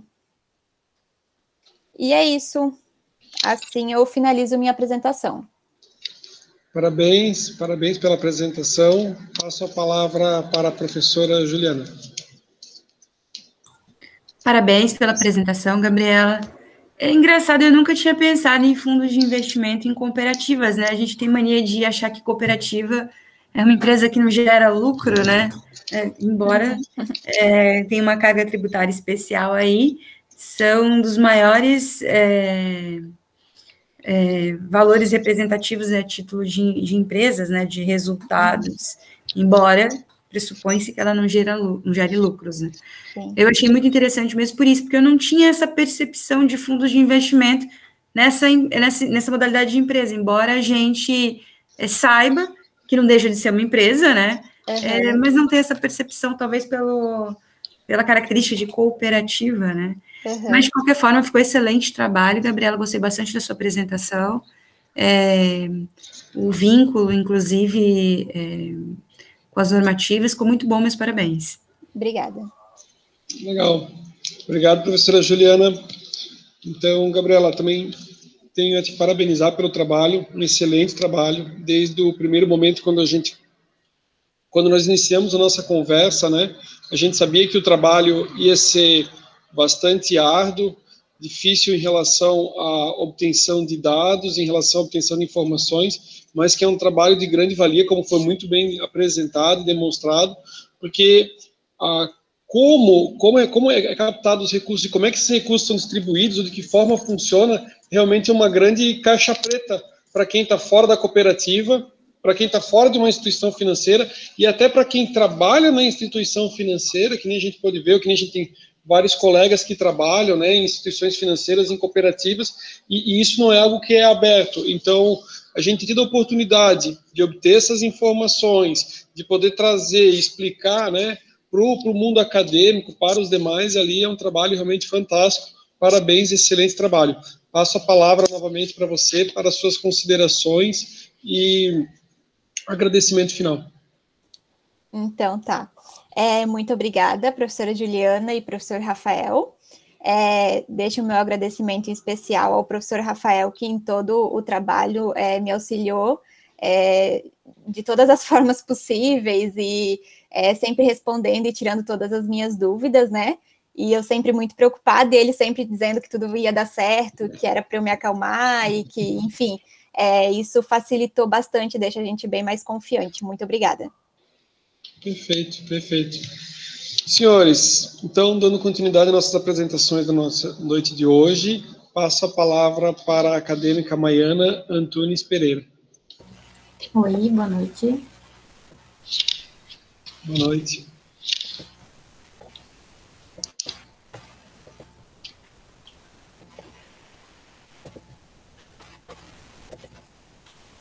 Estão vendo? Sim. Sim. Tá. Então, boa noite a todos. O meu trabalho, o meu artigo, ele tem como tema o custo do turnover de pessoal em uma organização da construção civil de Balneário Camboriú. O meu professor orientador é o professor Rafael. Bom, a empresa estudada, ela é uma empresa do ramo da construção civil. Ela é uma consultora de alto padrão. Ela foi fundada em setembro de 1984. Atualmente, a empresa ela possui mais de 900 funcionários, desde o setor administrativo até os setores das obras. Atualmente, a empresa ela possui mais de 3 obras em andamento aqui na cidade de Balneário Camboriú e está iniciando, está em fase inicial na cidade de Maringá e na cidade de Itapema. O meu problema da minha pesquisa, então, foi quais os custos relacionados ao turnover de profissionais das obras podem ser encontrados em uma empresa do ramo da construção civil em Balneário Camboriú. O objetivo geral da minha pesquisa foi analisar os custos que uma entidade da construção civil possui em relação ao turnover de pessoal, mensalmente, anualmente, além dos custos com folha de pagamento. Foram 3 objetivos específicos. O primeiro foi, então, evidenciar os custos relacionados ao turnover. O segundo é demonstrar os custos com admissão e demissão. O terceiro, então, foi demonstrar o aumento e diminuição dos custos, né, analisados a cada ano. A revisão bibliográfica contou com os tópicos principais da contabilidade de custos, o recursos humanos, ou chamado também de gestão de pessoas, que ele tem a função de atrair e manter as pessoas dentro de uma organização, envolvendo atividades desde que esse funcionário se torna, né, funcionário oficialmente da empresa, e até o momento em que ele se desliga da empresa. Tem a rotatividade de pessoal, ou chamado turnover, que é nada mais que a entrada e saída de funcionários dentro de uma organização. Então, a cada desligamento que ocorre dentro dessa entidade, é necessário que seja substituído por outra pessoa. Também tem esses custos da rotatividade ou do turnover. Esses custos, eles são relacionados, são ligados, né, desde o custo com admissão, desde o custo com desligamento, reposição de pessoal, contando também os custos com treinamento de novos colaboradores. A minha metodologia utilizada foi uma abordagem quantitativa, com objetivos descritivos, e os procedimentos técnicos foi um estudo de caso. Então, no primeiro resultado apresentado, analisado o total de admitidos e o total de demitidos nos anos de 2017, 2018 e 2019. Bom, em relação aos admitidos, no ano de 2017, a empresa ela teve 158 colaboradores, 2018, 364 e 2019, 504 colaboradores. Analisando esses dados, em 2018, então, teve um crescimento de 130% comparado ao ano de 2017. 2019 teve um crescimento de 38% comparado ao ano de 2018. Então, a gente consegue observar que a cada ano a empresa admitiu mais colaboradores. Com relação ao número de demitidos, no ano de 2017, a empresa teve 456 demitidos, 2018, 284, 2019, 280 demitidos. Então, analisando esses dados, 2018, então, teve uma redução de 38% comparado ao ano de 2017. 2019, teve uma redução de 1,4% comparado ao ano de 2018. Esses resultados podem ser decorrentes à expansão da empresa, que a gente consegue também notar que a empresa tem uma maturidade crescente no seu processo de recrutamento e seleção. Nessa segunda tabela, como a gente pode observar, o ano de 2017 foi o ano que a empresa obteve mais número de demitidos. Então, por iniciativa da empresa, sem justa causa, foram 369 demitidos. Iniciativa do empregado, sem justa causa, foram 11. Término de contrato foram 57. Fim antecipado do empregado foi 14. Fim antecipado da empresa foi 4. E teve um abandono de emprego, totalizando os 456 demitidos. Teve duas causas que obtiveram maior resultado, que foi a iniciativa da empresa, com 369, e término de contrato, 57 demitidos. Isso totalizou 78% dos colaboradores demitidos por essas causas específicas. Por uma estratégia da empresa, não foi evidenciado o porquê desse número de desligamento ser tão excessivo nesse ano de 2017. Então, a empresa ela não repassou a informação o porquê desse total de demitidos apenas nesse ano. Nessa outra tabela, é analisado o custo de folha de pagamento e o custo de rescisão. Então, a gente consegue observar que nos anos analisados, a empresa teve uma redução gradativa dos custos de rescisão perante os custos de folha de pagamento. Então, 2017 foi 15%, 2018 foi 9% e 2019 foi 5%. Até o momento analisado, a entidade ela não possui nenhuma meta definida referente a essas reduções desses custos. Por fim, nessa última tabela aqui, referente aos resultados, a gente consegue observar o custo de rescisão e o custo de fundo de garantia. Perante ao custo de rescisão, foi analisado que no ano de 2018, teve uma redução de 62% comparado ao ano de 2017. Do ano de 2019, então, teve uma redução de 11% comparado ao ano de 2018. Agora, perante os custos de fundo de garantia, o ano de 2018 teve uma redução de 62% com relação a 2017. 2019, então, teve uma redução de 54% com relação ao ano de 2018. Esses foram os custos relacionados com as demissões que a empresa disponibilizou. Então, por estratégia da empresa, ela não repassou os demais custos para apresentação e para análise dos resultados, mais aprofundado.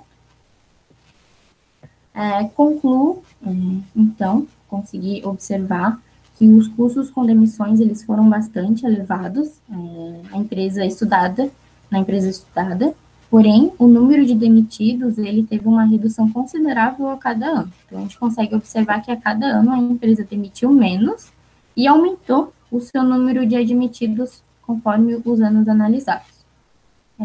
Esse resultado pode ser observado que a empresa está em expansão, por isso a empresa acaba admitindo mais colaboradores. A pesquisa ela teve certas limitações, onde a empresa não disponibilizou os demais custos para poder analisar, para poder evidenciar no trabalho. Então, eu deixo a pesquisa ela aberta para futuras análises, até para ver como que a empresa se portou nesse ano de pandemia. Então, é muito interessante deixar a pesquisa aberta para essa análise. As principais, então, referências utilizadas foram que a Venato, que fala bastante sobre a gestão de pessoas, o Lacombe, que fala sobre recursos humanos, e o Ferreira, que fala bastante sobre a contabilidade de custos. Deixo aqui, então, meus agradecimentos. Então, primeiramente, eu gostaria de agradecer minha família, que eu sei que está assistindo. Gostaria de agradecer o professor Rafael, que ajudou muito, muito, muito mesmo. Ajudou muito nesse trabalho, né? Tirar todas as dúvidas necessárias. E gostaria de agradecer a Deus também a todos aqueles que contribuem de alguma forma para a realização desse trabalho. Muito obrigada. Perfeito, parabéns, Maiana, pela apresentação. Passo a palavra para a professora Juliana.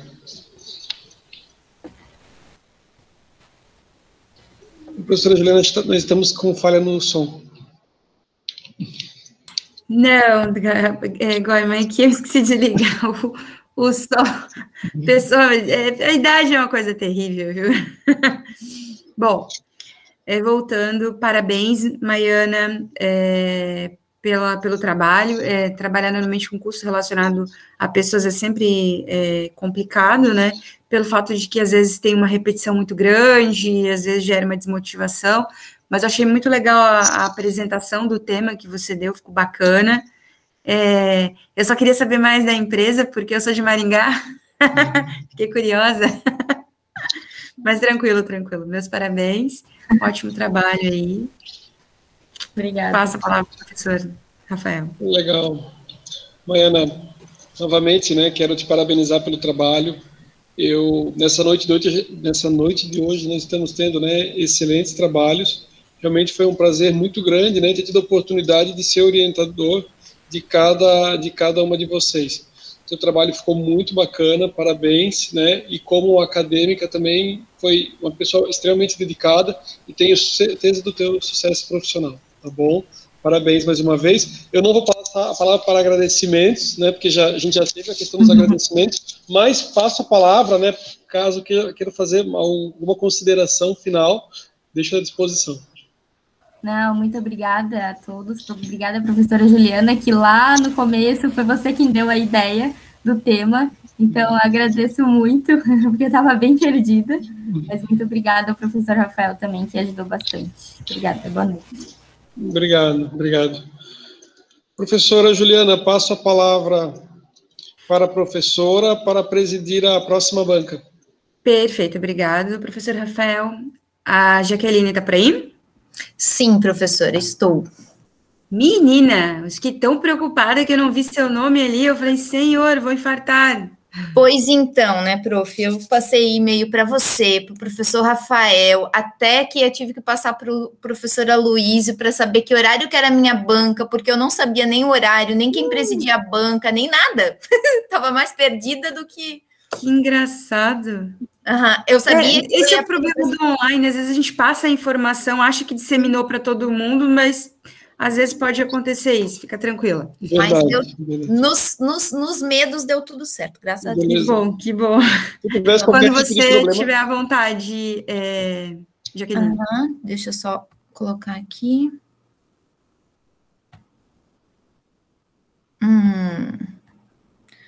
Compartilhar. Agora, onde é que eu vou aqui? Peraí. Esse computador não é meu. Uma janela. Aqui.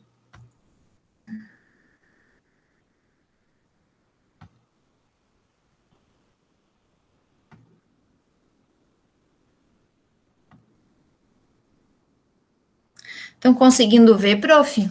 Sim, tranquilão. Sim, perfeito. Então, eu quero dar uma boa noite para vocês, uma boa noite a todo mundo que está assistindo. O meu trabalho, então, ele se intitula a Contabilidade em ONG, né? Organizações não governamentais. Então, eu decidi fazer uma breve contextualização sobre a importância e orientações gerais.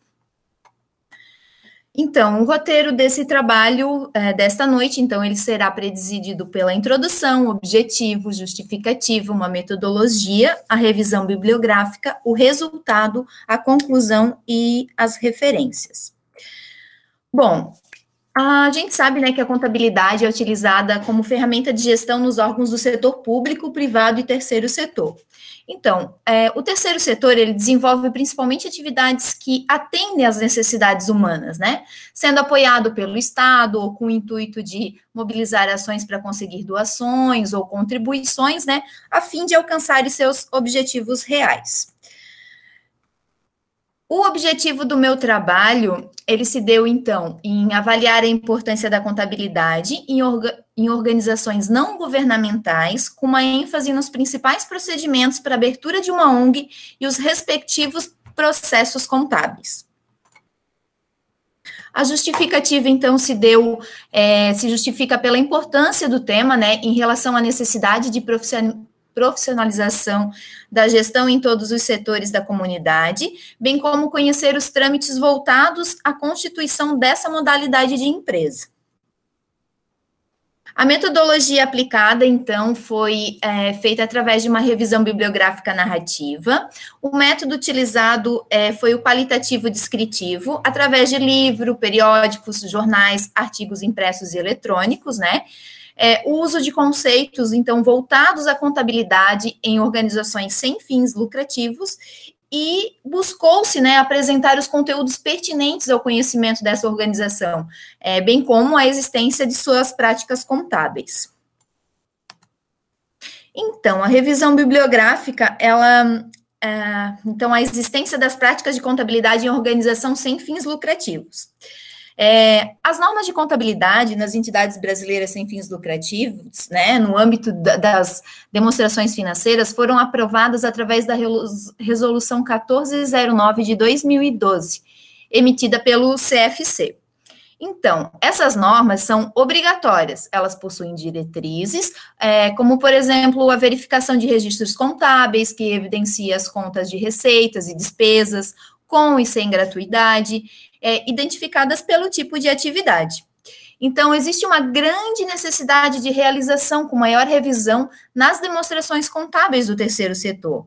Então, evidenciar de forma clara, né, como está sendo apresentado a demonstração e prestação de conta, e a transparência de prestação de conta. Então, são questões inerentes à própria natureza das organizações. Porém, né, a partir dessas entidades é que garantem os seus benefícios, se mantendo a gratuidade tributária.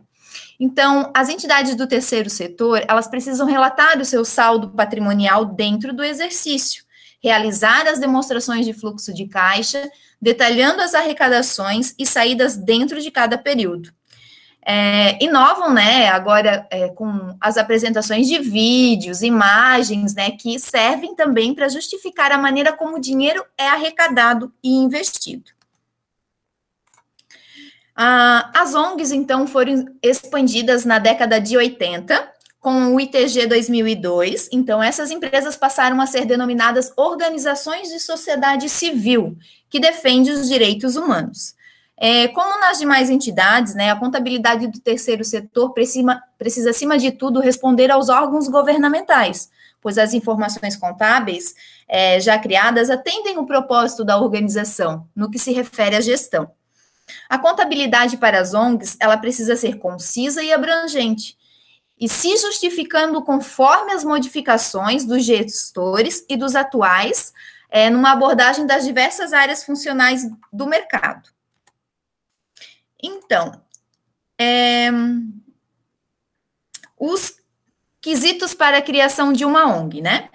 Ela é dada através de uma convocação, né, que tem um objetivo, que ela visa um objetivo, um trabalho de interesse público. Então, a realização de uma reunião para analisar a importância da criação dessa entidade e definir a comissão e preparação das próximas reuniões, que essa comissão, né, vai ser denominada de Assembleia Geral, que será encarregada de aprovar características dessa organização, aprovando o Estatuto Social e aprovação da posse da diretoria. Esse estatuto, ele possui uma proposta que é lida pela comissão, discutida e modificada, quando necessário, e aprovada para a posse de diretoria e o estatuto. O registro legal, ele é feito no cartório de registro civil e de pessoas jurídicas, né, que após feito isso, deverá efetuar os demais registros complementares. Então, deverá apresentar também as seguintes demonstrações contábeis e financeiras. O balanço patrimonial, né, que é indispensável a qualquer tipo de organização, né, refletindo a situação patrimonial da entidade, as demonstrações de resultado, as demonstrações de mutação de patrimônio, que são as movimentações ocorridas, né, durante um determinado período nas diversas contas do PL, né, as demonstrações das origens e aplicações de recursos, que é uma estrutura, né, voltada à apresentação das origens dos recursos ingressantes na empresa, ela é mais conhecida como a do ar, né, e as notas explicativas, que também é o resumo das principais práticas contábeis e critérios de apuração do total das receitas, das despesas, das gratuidades, das doações, das subvenções e das aplicações de recursos, dos gastos e despesas com cada atividade assistencial. Então, aqui a gente tem um comparativo das normas societárias das entidades de fins não econômicos, né, que a norma societária, a nomenclatura dela no demonstrativo, e conforme a norma que foi feito de fins não econômicos, ela foi alterada. Por exemplo, no balanço patrimonial, se alteraram as expressões patrimônio líquido e lucro ou prejuízo. Agora passa a ser patrimônio social e déficit ou superávit. Temos as demonstrações de resultado do exercício, que passou também como demonstrações do déficit e superávit, com as normas ali. Demonstrações de mutação de patrimônio líquido, para demonstrações das mutações do patrimônio líquido, e demonstrações de origem de recursos, e a palavra do resultado é alterada, então, para déficit ou superávit. Ali, eu coloquei uma tabelinha para a gente dar uma comparada entre uma e outra. O resultado, então. As adaptações necessárias que foram feitas. As demonstrações das mutações do patrimônio líquido, as demonstrações das origens e aplicações de recurso, as demonstrações de fluxo de caixa, as demonstrações do valor acionado. Opa, acho que deu uma travadinha aqui. Deu. Ainda então, a conclusão, ainda não existe uma legislação específica e definida para a contabilidade das organizações do terceiro setor. Realiza-se, né, uma certa adaptação das normas pertinentes à organização brasileira e internacional de forma improvisada e sem o devido cuidado quanto às necessidades específicas e peculiares do terceiro setor. A eficiência e eficácia desse setor, né, então, possui uma importante relação com a prestação de contas, tornando-se um elemento fundamental para a função do contador, que, em conjunto com outros profissionais, garantem a sustentabilidade e a sobrevivência dessas entidades. Então, o profissional da área de contabilidade, ele precisa sempre estar atualizado, para poder prestar os serviços com a melhor qualidade possível e buscar sempre o melhor e a melhor forma dos empresários conseguirem contemplar todos esses requisitos legais ligados à obrigatoriedade contábil relacionada. Aqui, eu utilizei algumas referências do Secato, do Gabriel, do Olac, do Sold, do Tinoco e do Trentini. E aqui, o meu muito obrigada, e deixo uma mensagem final, que eu achei muito interessante, que ela relata que na contabilidade da vida é melhor ser credor do que devedor. Somos credores quando ajudamos as pessoas a se tornarem melhores e devedores quando as prejudicamos. Sejamos conscientes de nossas ações para manter sempre um saldo positivo. Eu achei muito pertinente essa frase para o meu tema, que é de ONG, né? Que as pessoas, elas têm, às vezes, o poder de ajudar, e acabam não ajudando ou não conhecendo as determinadas funções ou as determinadas peculiaridades que possam vir a ajudar as outras pessoas. E eu encerro aqui a apresentação de hoje. Ok, obrigada aí, Jaque, pela apresentação. Só achei ao contrário a sua citação. Devedor para a gente é dinheiro, então o cara está fazendo uma citação de contabilidade bancária. Não, mas é que, prof, ali eu coloquei como se fosse de ONGs, né? Que às vezes as pessoas têm umas empresas muito grandes e elas têm uma tributação muito alta. Então, às vezes, elas poderiam estar ajudando uma ONG ou criando uma pela tributação, para estar resgatando isso e não acabam fazendo. Ou talvez por falta de conhecimento, ou talvez porque não se atentam a isso, né? Ou dinheiro no caixa também, né? A pessoa não sabe o que fazer com a tributação, mas enfim. Parabéns, Jaque, pela apresentação. Trabalhar com ONGs é sempre muito complicado para reunir informação e também material, né? Se escreve muito pouco sobre essas empresas, infelizmente, né? Mas que bom que você conseguiu concluir essa etapa. Meus parabéns. Professor Goiman, tem alguma consideração? Eu tenho a parabenizar também a acadêmica, né, pelo trabalho. Realmente ratifico as informações, as palavras da professora Juliana, né, e gostei bastante do tema. Parabéns. Devolvo a palavra à professora Juliana. Ok, obrigada, professor. Jaque, quer fazer alguma consideração? Sim, eu quero fazer um agradecimento principalmente a você, que teve toda a paciência do mundo, que me pegou de barco andando assim, sabe? Porque eu não conheço nenhum professor assim, tipo, da faculdade ali de contábeis, né? Mas você me acolheu muito bem, pegou assim pelo braço e disse, vem aqui que nós vamos fazer o trabalho. E eu tive a ideia bem assim, fora do contexto, talvez, assim, foi difícil encontrar materiais de suporte, foi difícil fazer buscas, assim, porque mesmo atuais não tem quase nada, e se tiver alguma consideração, né, para fazer do trabalho, a gente vai fazer, e quem sabe, né, prof, mandar para um congresso, botar ali para publicar, se tiver de acordo, né, que daí também já, pelo menos tenha mais alguma coisa para falar desse terceiro setor, né? Claro, perfeito. Obrigada, Jaqueline. Obrigado. Professor. Parabéns, gostei das considerações também. Dando continuidade, então, eu chamo agora para a apresentação o acadêmico Joey Henrique Negri, para que faça a última apresentação da noite. Boa noite, professor. Boa noite, Juliana. Boa noite. Estamos escutando aí, tranquilo? Sim. Aqui.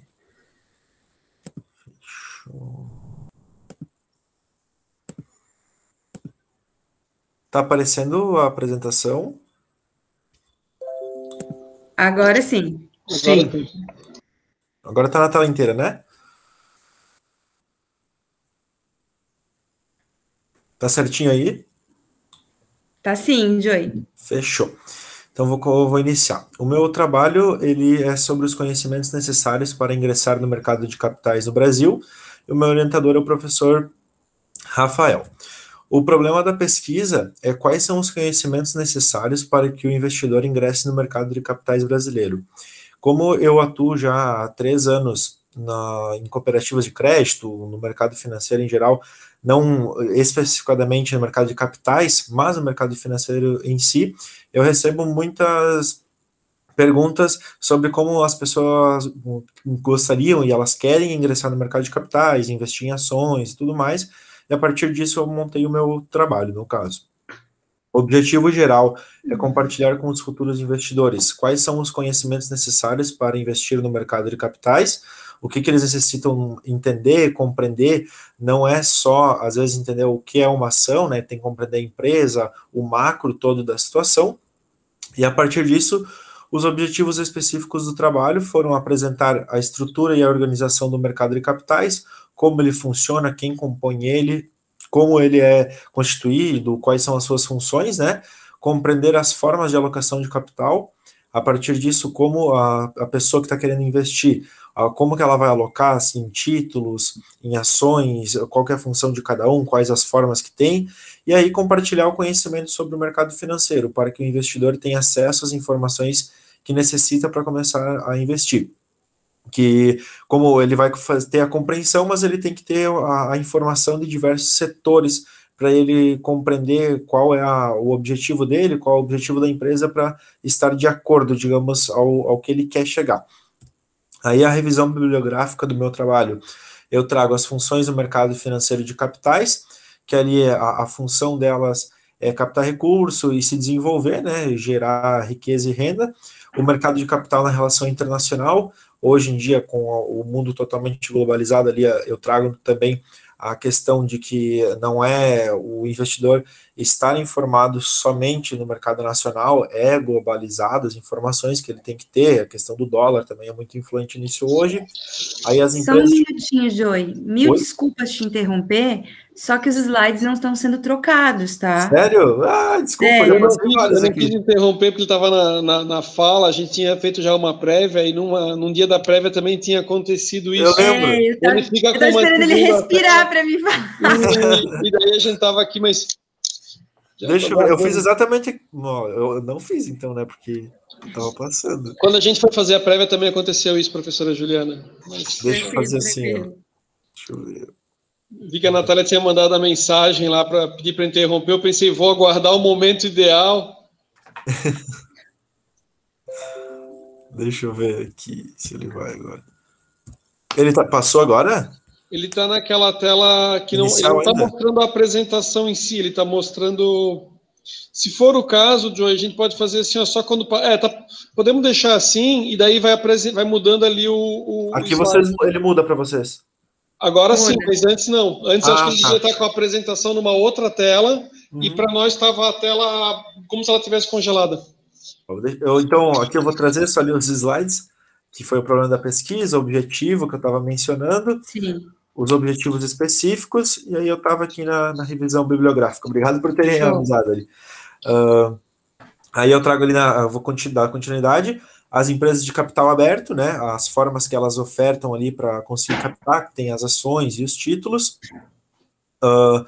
a função das instituições financeiras, para a pessoa adentrar ali no mercado de capital, também tem uma grande importância das instituições financeiras nisso tudo, o perfil do investidor, que ele tem que, após ele ter conhecimento sobre as empresas, o mercado de capital, a relação internacional ali, como ele vai fazer, ele também tem que ter conhecimento do que ele quer, qual que é o seu perfil e objetivo de investimento para ele conseguir ficar aderente ao que a empresa está ofertando e o objetivo dele, e aí como a pessoa vai fazer o seu primeiro investimento.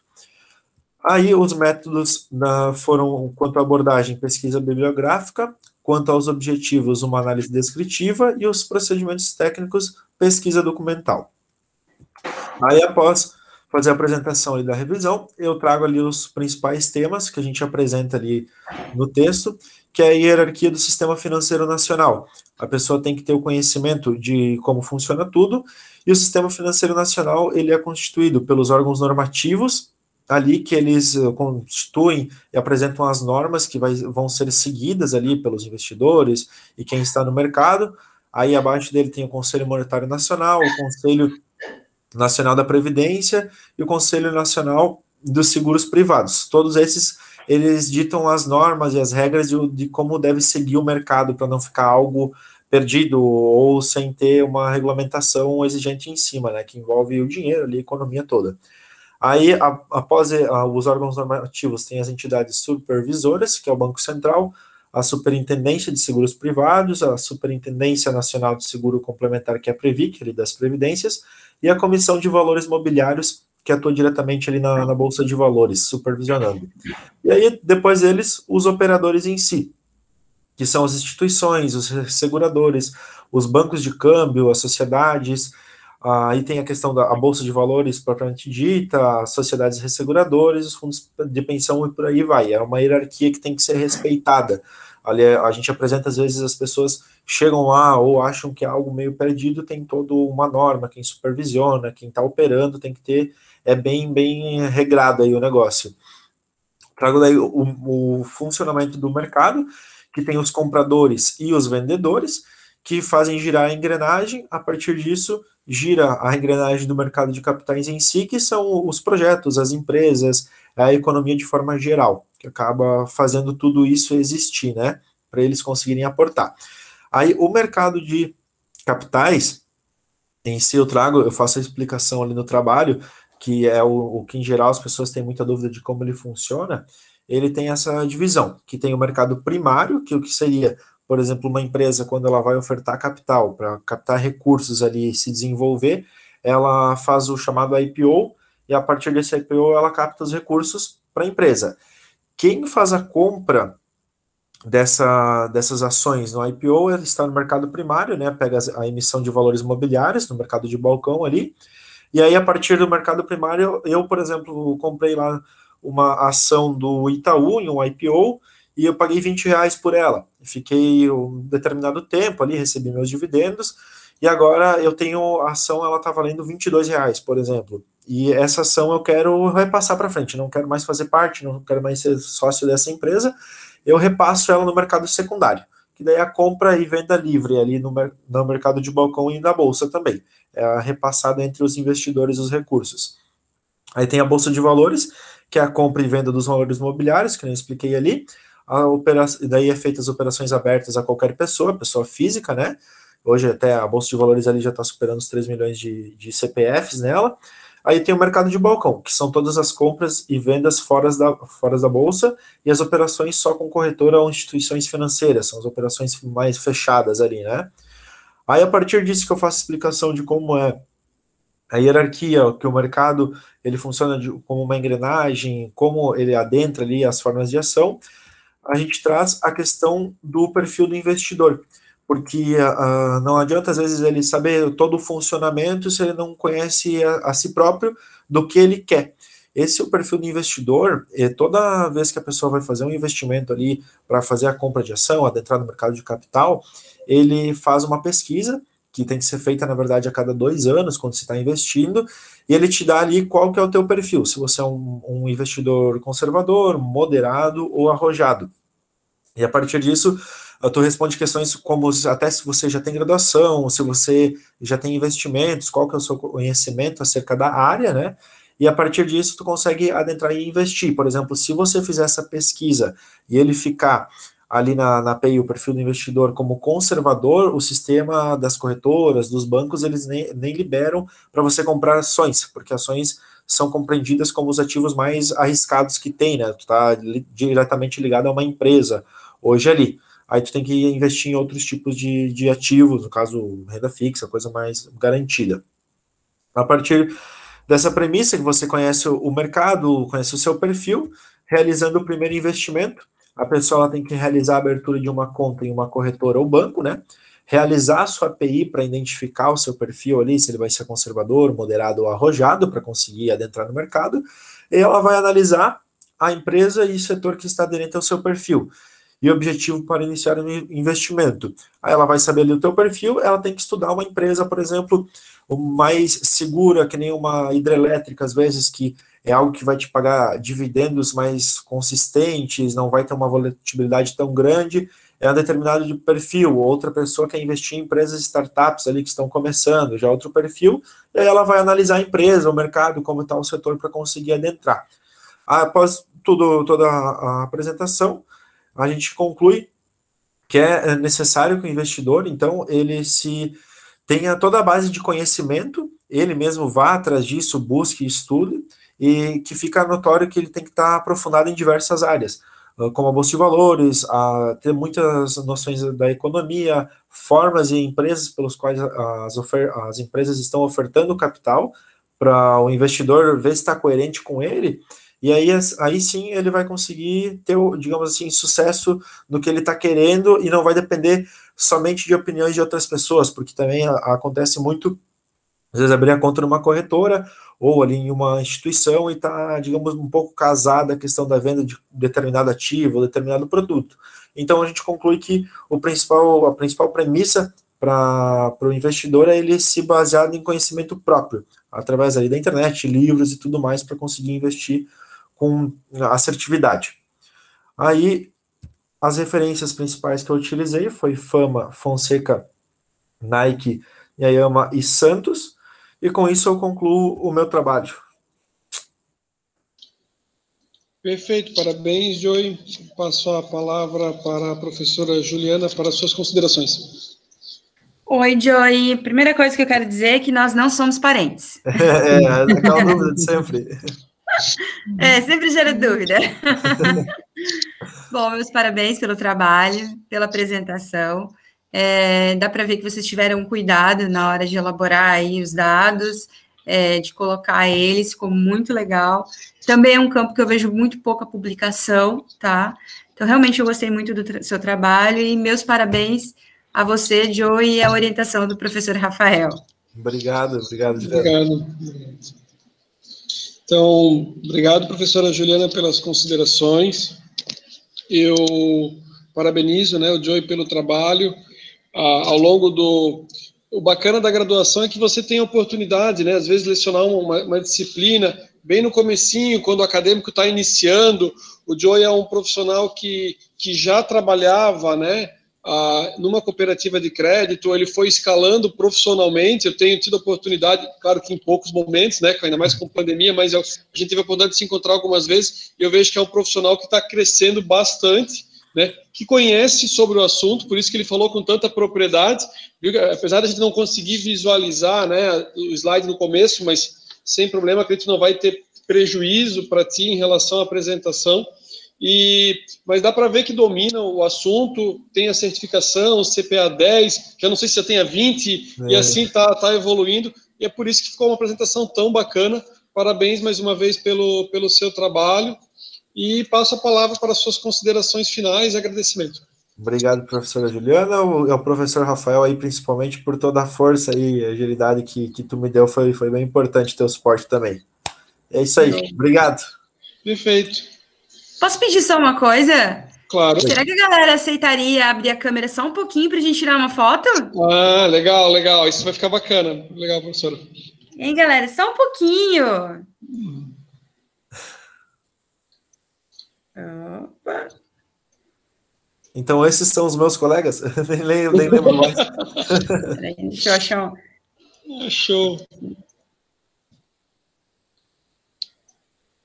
Diga cheeseburger. Cheeseburger! Show! Muito obrigada. Goime, é contigo.